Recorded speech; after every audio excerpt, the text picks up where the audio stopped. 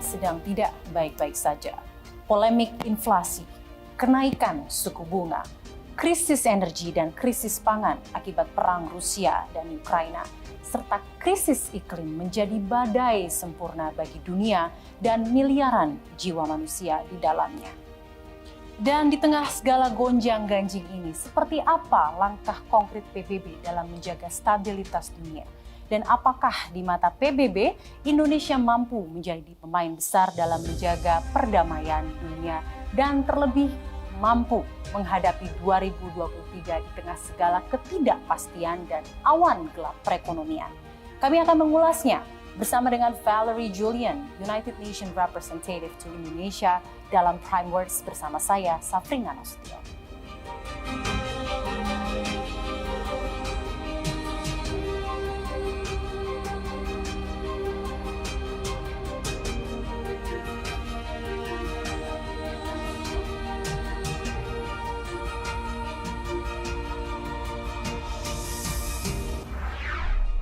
Dan telah bergabung bersama kami di Prime Words CNBC Indonesia, Ms. Valerie Julian, United Nations Representative to Indonesia. Ms. Valerie, thank you so much for being here with CNBC Indonesia. Pleasure to have you here now. Thank you, Safrina. It's a pleasure for me to be here with you. I would go first with a very basic questions. We see that 2022 is rolling with so many high dynamics. How does the United Nations assess and analyze all this economic, social and geopolitical situation that occurred this year? You know, 2022 is indeed a very particular year, but let's not forget that it comes on the heels of 2020 and 2021, which have been 2 years really amazingly difficult for the world with COVID. And as we were not even out of COVID, then 2022 started also in an unexpected manner with the war in Ukraine. And that in itself, combining two elements, COVID and the war in Ukraine, have been a big, big test for humanity. And this has created a lot of hardship for millions of people in the world. Because already, let's not forget that COVID had already affected the most vulnerable among the population in the world. And among the countries, of course, the least developed countries also suffered enormously. But if we take a country like Indonesia, we know that large segment of the population ended up, losing their job or working much less, which reduced significantly the amount of income for these families.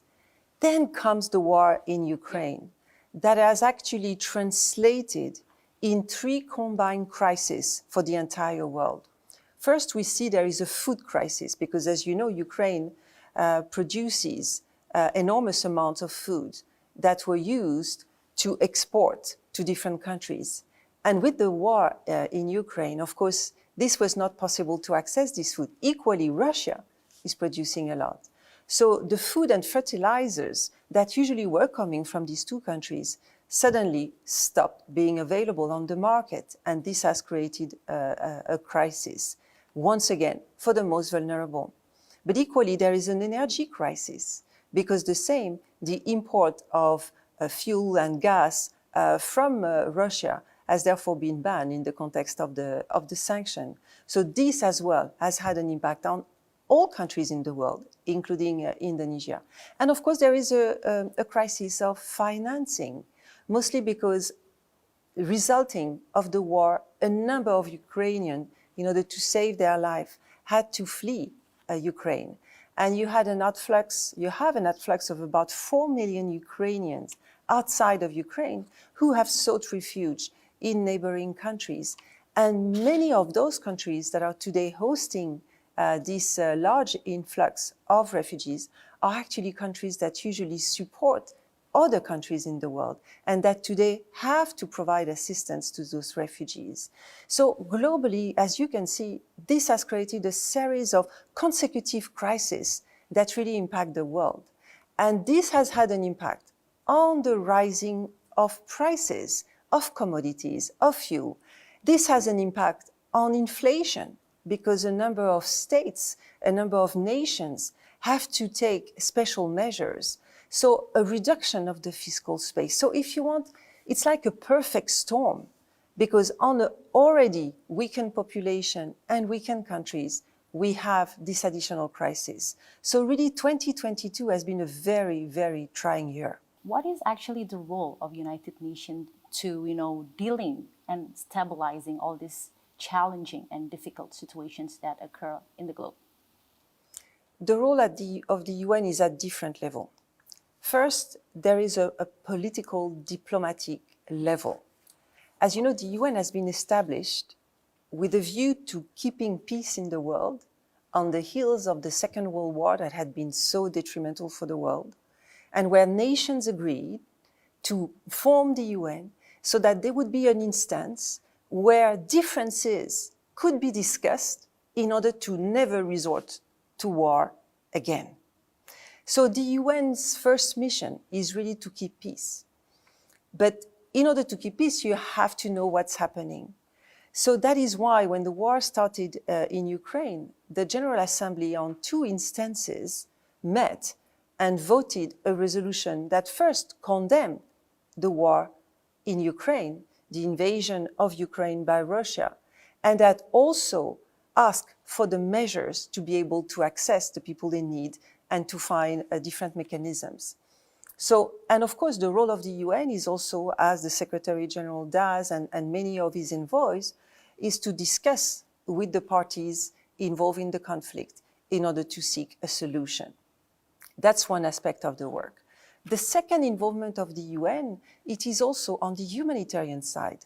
There is currently, as we speak, a massive humanitarian operation that is going on in Ukraine and, of course, outside of Ukraine to assist the population. Already too many Ukrainians died in the conflict, but as I said, 4 million of them have escaped the country to seek refuge outside. So the humanitarian operation consists in all aspects of the support, from food to health to shelter. There is really a massive operation going on.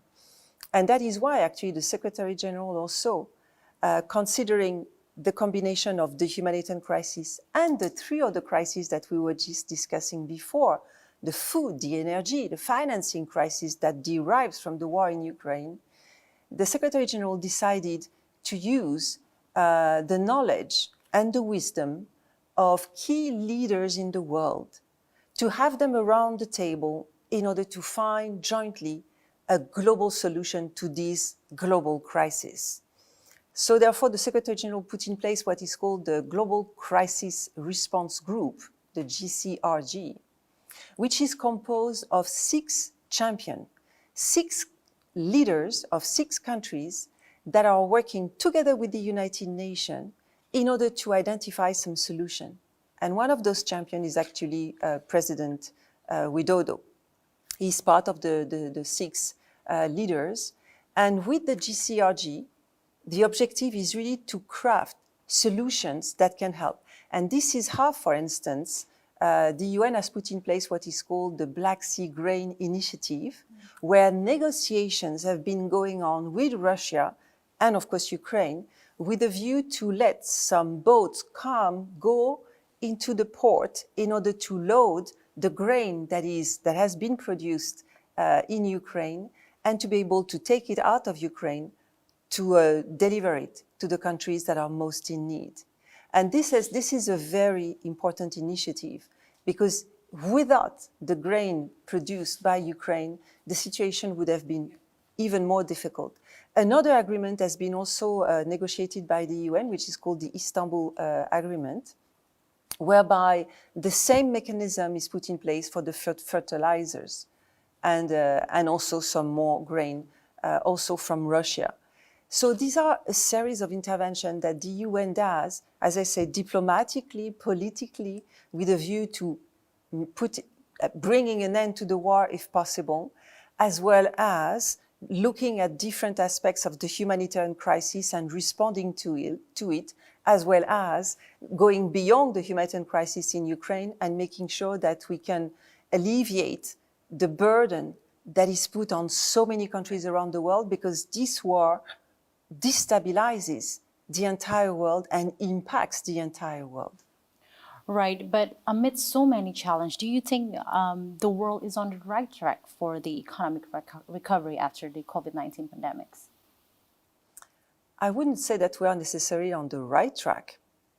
We are on a difficult track because humanity had already given to itself the Sustainable Development Goals.